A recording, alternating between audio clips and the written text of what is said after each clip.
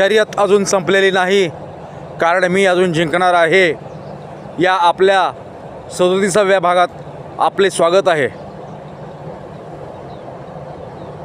आयुष्यात मला भावलेली एक गोष्ट तुम्हाला सांगतो.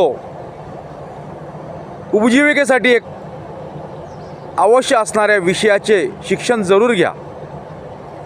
उपजीविकेसाठी आवश्यक असणाऱ्या विषयाचे शिक्षण जरूर घ्या. पोटा पाळण्यासाठी उद्योग धंदे नोकरी जिद्दीने करा, पण तेवढ्यावरच थांबू नका.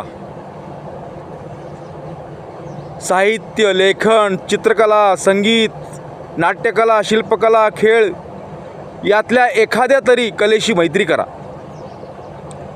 पोटा पाण्याचा उद्योग तुम्हाला नक्कीच जगवेल, पण कलेसाठी जमलेली मैत्री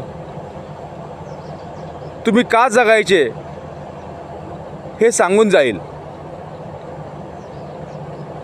शर्यत अजून संपलेली नाही, कारण मी अजून जिंकणार आहे.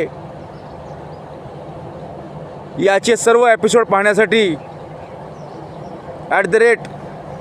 @राजेश कथले 1 या माझ्या यूट्यूब चॅनलला सबस्क्राईब करा, लाईक करा, शेअर करा आणि कॉमेंट्स करा.